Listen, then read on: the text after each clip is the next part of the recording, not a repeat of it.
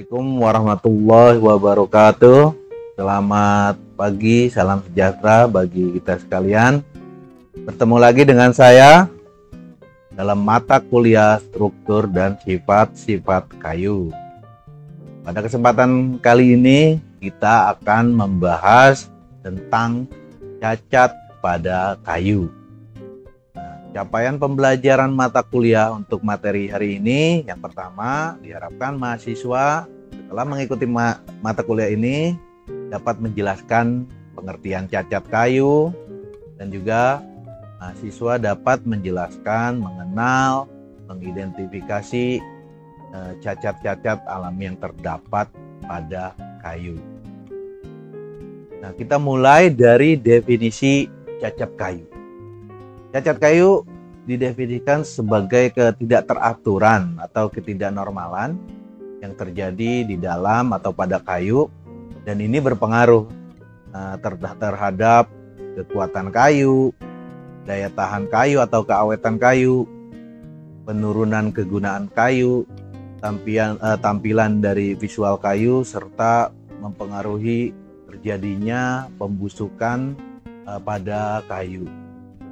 Nah, cacat kayu ini sebenarnya dapat terjadi secara alami ataupun buatan, gitu ya. Nah, sebenarnya cacat kayu ini bisa berguna, gitu ya. Jadi ada misalnya cacat kayu yang bersifat dekoratif, gitu ya, sehingga bagi sebagian orang mungkin lebih indah dipandang, misalnya kehadiran knot atau mata kayu. Bagi bagian orang mungkin dinilai sebagai ciri khas dari kayu atau dinilai bersifat dekoratif. Jadi kadang ada juga yang menyenangi gitu ya kehadiran dari cacat alami kayu seperti mata kayu, karena dinilai sebagai ciri khas dari kayu yang membedakan dengan bahan atau materi yang lainnya seperti besi, aluminium, dan lain sebagainya. Namun beberapa cacat kayu ini dapat menyebabkan masalah, ya. Masalah baik selama proses pengerjaan, ya, seperti misalnya dalam konversi misalnya kayu bulat menjadi vinir, ataupun konversi kayu bulat menjadi kayu gergajian, gitu ya. Termasuk juga menyebabkan masalah dalam penggunaannya, ya. Kemudian untuk hal-hal yang tersebut, untuk cacat kayu yang menyebabkan masalah, gitu ya, atau dianggap tidak diinginkan, maka cacat-cacat tersebut itu harus diatasi, ya. Nah, cacat kayu ini ya bisa diklasifikasikan menjadi beberapa macam, terutama misalnya berdasarkan penyebabnya. Yang pertama ada namanya cacat alami. Nah, cacat alami ini disebabkan oleh faktor alam, misalnya disebabkan oleh faktor cuaca, misalnya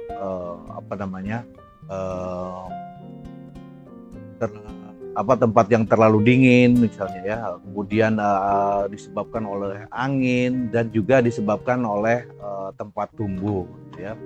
Nah, tempat tumbuh misalnya berkaitan dengan ketersediaan mineral di dalam tanahnya, ketersediaan nutrisi di dalam tanahnya, ada yang berlebih, ada yang cukup, ada yang kurang, gitu. Kemudian juga misalnya disebabkan oleh faktor genetis atau faktor bawaan dari kayu tersebut. Misalnya contoh-contoh cacat alami seperti mata kayu, kantong resin, retak, dan lain-lain sebagainya, gitu ya. Kemudian ada juga cacat biologis, yaitu cacat yang disebabkan oleh makhluk hidup seperti serangga dan jamur, gitu ya, atau ini dikelompokkan sebagai organisme perusak kayu, gitu ya. Nah, penyerangan dari organisme perusak kayu tersebut dilakukan baik terhadap kayu yang masih berupa pohon atau masih berupa tegakan pohon yang masih hidup, gitu ya, maupun pohon yang sudah ditebang. Nah, contoh cacat biologis yang disebabkan oleh organisme perusak kayu seperti serangga dan jamur, misalnya ada berupa lubang gerek, lubang inger-inger, termasuk juga pembusukan atau decay misalnya yang disebabkan oleh jamur pembusuk kayu. Kemudian ada juga cacat teknis. Nah, cacat teknis ini cacat yang disebabkan oleh faktor manusia dan peralatan yang digunakan.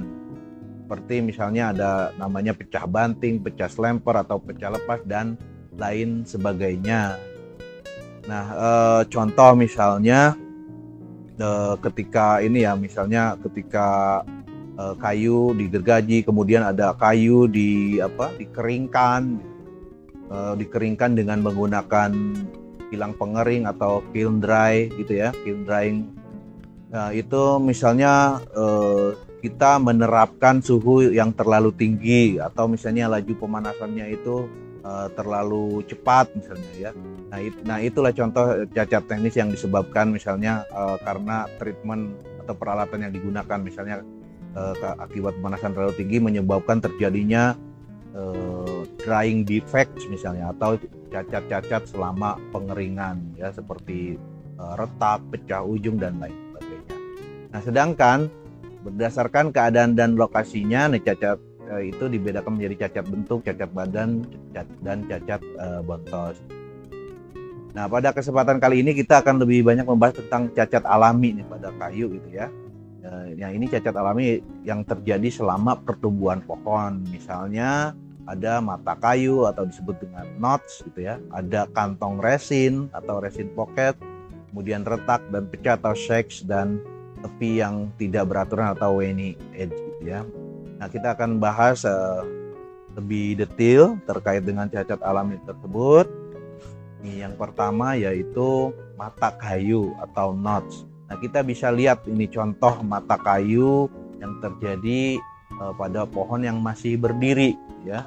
Ini sebenarnya mata kayu ini adalah bagian cabang yang berada di dalam kayu. Kalau kita lihat di gambar ini tadinya ini sebetulnya merupakan cabang gitu ya. Nah, namun misalnya cabang tersebut karena diberi perlakuan silvikultur berupa pemangkasan, dia bisa mendorong terbentuknya mata kayu seperti yang kita lihat di sini.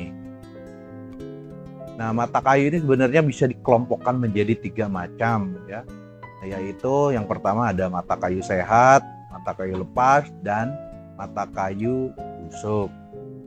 Nah, mata kayu sehat itu merupakan mata kayu yang tidak busuk, berpenampang keras, tumbuh kuku dan rapat pada kayu, berwarna sama atau lebih gelap dibandingkan dengan kayu di sekitarnya ya. Nah, mata kayu lepas yaitu mata kayu yang tidak tumbuh pada kayu. Biasanya pada proses pengerjaan mata kayu akan lepas dan tidak ada gejala busuk. Nah, ini yang paling parah yaitu ada mata kayu busuk. Ini merupakan mata kayu yang menunjukkan tanda-tanda pembusukan, dan bagian-bagian kayunya lunak atau lapuk berlainan dengan bagian kayu di sekitarnya. Nah, kalau dilihat dari ketiga macam mata kayu ini, yang sangat dihindari ini tentunya kelompok atau macam mata kayu yang busuk ini, karena kehadiran mata kayu busuk di dalam produk kayu misalnya papan gitu ya. Nah, ini akan menyebabkan dampak yang negatif, terutama terhadap penurunan kualitas kayu, misalnya berupa penurunan kekuatan dari kayu tersebut.